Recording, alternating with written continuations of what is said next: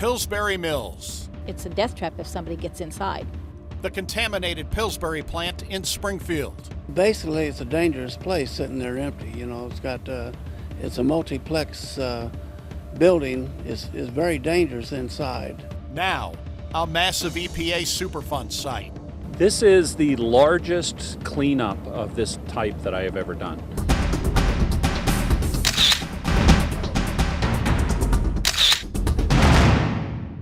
There's no electricity in the basement, so these are our lights. In this exclusive video, we are able to see crews painstakingly cleaning up the asbestos, up to 10 hours a day. It's stressful on the body, heat stress. This is called bulk removal of asbestos, and all of this whole tank is covered in asbestos. We're just removing the asbestos off of the tank. It falls on the floor, but we pick it up, and we've got plastic on the floor to contain it. The Pillsbury plant is a toxic soup of contaminants, hazardous materials, and the big problem for the EPA is they are quickly running out of money. Kevin Turner is the EPA project manager. When he put together estimates of the cleanup costs, there was one part of the plant he could not get into. I could not access the basements. The basements were underwater. We've got about 47,000 square feet of basement that I had never seen. The price tag, $1.6 million of your money. But it's no longer enough. I need about $350,000 more to finish, so we'll be just under $2 million. If they can't get that last bit of cash, work on the Springfield plant will come to a standstill in a matter of days. And I have enough to run till about Labor Day. After Labor Day, I will run out of money. In a July 2017 EPA memorandum requesting more money, the EPA states removing hazardous substances is time critical. John Keller is president of the Pillsbury Mills Neighborhood Association. He's been working for a dozen years to have the plant removed. I think everybody in the whole town was worried to an extent about the hazardous materials that have been left behind. In 2016, Diane Gwynn told us her father worked at Pillsbury from 1948 to 1985 and died of an asbestos-related disease. And he passed away in 2012 as a direct result from the asbestos that he was contaminated with from Pillsbury. We use a lot of water in this process. Asbestos is the main contaminant. The asbestos is falling off of these things. It's on the floor, it's partially on, it's partially hanging. But there's more than just asbestos. We've got about 14 pounds of mercury that we found so far. 2,000 fluorescent bulbs containing mercury, along with ballasts containing toxic PCBs. We're finding a lot of PCB ballasts. Crews also uncovered pesticides, along with hundreds of containers with unknown contents. And we're finding a lot of unknowns. So there'll be a container full of something, no label, and so we're just stockpiling all those things until we can figure out how to dispose of them correctly. Along with paint chips to be removed as part of future asbestos abatement. These paint chips are throughout the whole structure, the entire building, not just where we are right now, but they're throughout the whole place. We showed Congressman Rodney Davis video of the cleanup at Pillsbury. He tells me he will ask Democratic Senators Dick Durbin and Tammy Duckworth, along with Republican Congressman Darren LaHood, to help get the money needed to finish the cleanup. And asking the EPA to make sure that this project doesn't stop, because it's going to cost hundreds of thousands of dollars to stop the project, so why not just finish it? Congressman Davis says a bipartisan effort is needed to keep the money flowing, and he will contact EPA Administrator Scott Pruitt directly. I will do it very quickly, and we'll make sure that we get that message sent to Administrator Pruitt personally. We want to make sure that when EPA makes a decision on what projects they're going to fund, we want to send a message that the ones they're already doing need to be finished. Pillsbury Mills, a toxic eyesore, needing more of your tax dollars. For the I-Team.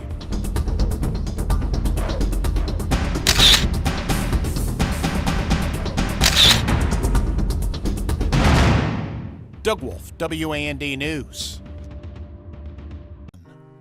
A permanent form of birth control. And I would have to be locked in my bedroom with the blinds closed for 2 to 3 days at a time. Essure by Bayer is advertised as a minimally invasive procedure which can be performed inside your doctor's office. Some days I don't want to get out of bed. Some days I just feel like I can't get up, and with 3 kids, that's hard. Both Abby Mars of Clarksburg and Shelby County and Crystal Nordhaus of Beecher City and Effingham County used Essure for birth control. Both suffered serious side effects. I was sick all the time. I had pelvic pain. Cramping, that's a lot of bleeding. I felt like my insides were just being tore out. I was in the emergency room constantly with infections and pelvic pain. Your abdomen swells and it looks like you're pregnant all the time. I'm eating 6 Aleve a day. When I gotten up to take a shower, and when I went into the shower, I passed a blood clot the size of a softball. Essure is 2 sets of tiny coils implanted in a woman's fallopian tubes.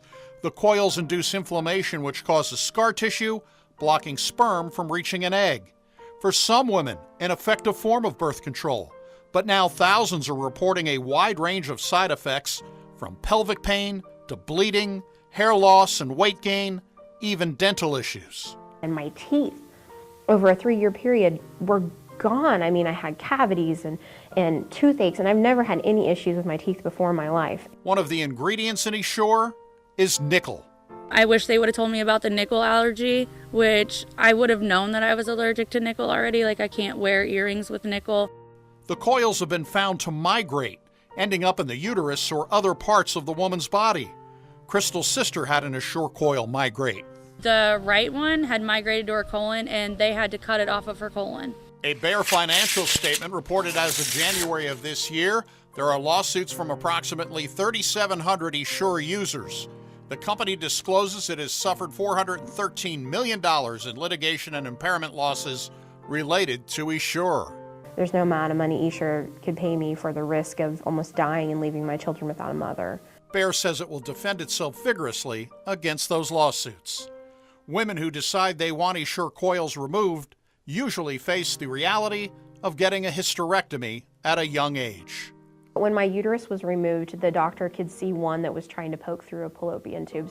Or in Crystal's case, a doctor never bothered to check to see if the coils are still correctly implanted. No scans, just took me in and took out my fallopian tubes. While Bayer continues to defend Essure, in 2016 the FDA forced the company to post a so-called black box warning listing potential side effects. Bayer has stopped the sales of Essure in every country but one. That one country? The United States. Facebook pages like Essure Problems and Essure Problems Illinois have attracted more than 35,000 people, many sharing their stories. We started just a group on Facebook who said, hey, we have all of these same symptoms and we have the same device and we're not crazy.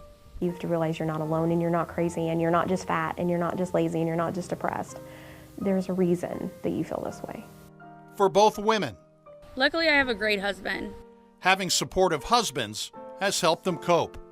When things sexually aren't working the way that they were before, he's very supportive about it. To live with a woman that can't be his wife in ways that I need to be, because sex was not an option. It's too painful. The advice from Crystal and Abby for any woman thinking about using Essure: if I can just stop one woman from getting it, then I did something good. Don't ever touch this product. Don't go near this product. Burn any pamphlets you see of this product. Walk away from anything you see. Turn the TV off if there's a commercial. For Crystal and Abby, Essure was e-hell. It has been e-hell, and that's funny. On Essure Problems, a lot of the women that support each other, that is what we call it, e-hell. It's e-hell, definitely. It's living hell. It takes away so much of your life. Essure, only sold in one country, where thousands of women are demanding its use be stopped. For the I-Team, Doug Wolfe, WAND News. Your tax dollars at work. It was a brand new vehicle. They purchased it without going out for bid. A house of cards, where all of the risk is on you. $500 or $600 at a casino. The spending's out of control because nobody's watching. Questionable spending by small units of government or just plain fraud. We believe they fabricated a contract for purchase. Improper spending in many cases across the state. In places in central Illinois, like Shelbyville Township, overtaxation to the extreme. I think they have reserves, give or take, of $1 million plus. Shelbyville Township legally taxed its citizens, but built up huge reserves which caught the eye of watchdogs and eventually lawmakers. Different funds have 20, 30, 40, 50 or more times their average annual expenses. So they are clearly overtaxing the taxpayer to build these fund balances. State Representative Brad Halbrook recently sponsored legislation signed into law by Governor Rauner, capping the levels in which townships can tax their property owners, citing Shelbyville Township as a prime example. They could zero out those levies for many years. To compound matters, Shelbyville Township gave away tax dollars totaling $93,000 as donations to groups like Post Prom, the American Legion, senior citizens, and various sports teams. In some cases, they were just sitting on it. In other cases, they were giving it out to just about anybody that asked. The controversy led to some being defeated at the ballot box with at least one resignation. I would like to resign my current position as township supervisor. Now, while Shelbyville Township doled out tens of thousands of dollars, townships across Illinois are playing fast and loose with your tax dollars. Mattoon Township handed out taxpayer dollars for donations to religious organizations like the First Christian Church and Catholic Charities. No, we don't hate Catholics, but the fact is the Constitution forbids that type of a transaction. For one township, the distribution of gift cards has raised questions. We have found it to be the #1 means of fraud across the state. Decatur Township's expenditures on Walmart gift cards were over $100,000 in the 2016-2017 fiscal year, a number which the township says will be much lower in the coming year. We've cut our clients from 230, we have 115 active clients now. Decatur Township provides individuals with no income general assistance, totaling $100 a month. Towards their rent, their power, their water, whatever the balance is left, that's what we put on a Walmart card. The amounts paid out through gift cards has been substantial. $22,000 for the now closed Kmart in Decatur and $123,000 for use at a local Walmart in just one fiscal year. We've got it down to clients who are disabled and have applied for Social Security disability. We get reimbursed. When they get approved, we've got the paperwork on hand and we get reimbursed from the state. Township Supervisor Lisa Stanley tells me there are controls in place with Walmart to make sure gift cards are used only for essential items. The cashier doesn't give them the receipt. They send the receipts back to us and we attach it with their voucher. There was a guy that tried to buy a grill with his card, his Walmart card, and Walmart called and said, "Is this okay?" And I'm like, "Absolutely not." Stanley tells me general assistance has been cut from $419,000 a year down to a budgeted $200,000. With a more than 50% reduction, could taxpayers benefit? Is that a levy that could be lowered? Well, that's a good question. We can talk about that. Could you reduce the levy, do you think? Because you don't need the money anymore, right? Well, we could definitely look at that, because even our GA salary line is cut drastically. Decatur Township says it has spent $33,000 in Walmart gift cards in the current fiscal year and anticipates it will spend far less on those cards this year than in the previous year. For the I-Team, Doug Wolfe, WAND News. America's Water Superhighway. Barge traffic on the Mississippi River, moving mountains of coal, scrap metal, and the bounty of the fall harvest. Grain to fuel to iron, just a little bit of everything. The Mighty Miss, the nation's largest inland waterway, dependent on a vast system of locks and dams, like the Melvin Price Locks and Dam in Alton, raising and lowering barges to move products up and down the river and across the globe. Last year we locked about 67 million tons of cargo through here. These locks and dam are relatively modern. Construction started in 1978. It took 16 years to complete. But nationwide, most of our 239 locks are much older, long past their 50-year design life. The U.S. Army Corps of Engineers estimates $4.9 billion of your tax dollars are needed to update or replace these structures over the next 20 years. Extremely important to the economy of the nation. There's a lot of product that travels up and down the Mississippi River. They play an important part for our Illinois agricultural economy, In September alone, more than 3 million tons of farm and food products moved through these locks. 65% of all of the grains that are grown here in the United States come through this navigation system along the Mississippi and Illinois waterways. The problem? Time is money, and 49% of all vessels experience delays. The American Society of Civil Engineers has issued a report card on the nation's infrastructure, giving the inland waterways a D grade after years of ignoring locks and dams. The last administration did not prioritize this project to be included in the budget since 2011. Congress must now come to grips with a major funding effort to keep millions of tons of cargo moving up and down the Mississippi each year. And every single budget year that we don't address our crumbling locks and dams along the Illinois-Mississippi River is one more year it's going to take to start building them. Last week on the Ohio River in southern Illinois, a hydraulic system used to operate gates failed, backing up towboat traffic for nearly 46 miles. As shipments of corn and soybeans were delayed getting to Gulf Coast export terminals.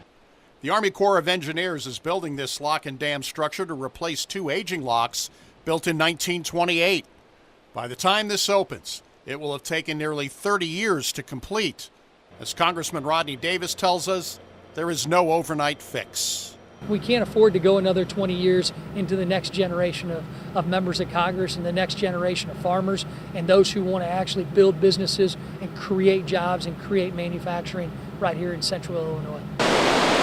The locks and dam in Alton are in fairly good shape, but Lockmaster Alan Barnes tells me the locks are facing needed repairs.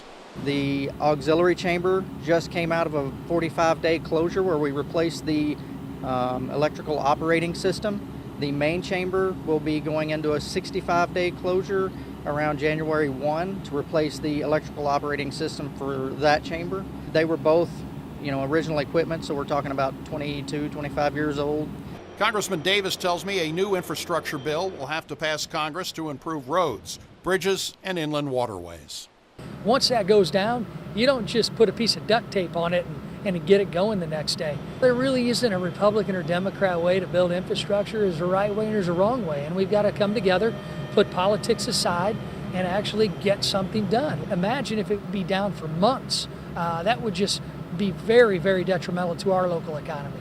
Every day, month, or year of delay, putting the nation's economy in danger. The nature of the equipment, it's underwater half of its life, so there's things that happen that we have to maintain. And we want to see the Corps of Engineers continue to do what made them great, which is build big things. For the I-Team on the Mississippi River in Alton, Doug Wolfe, WAND News.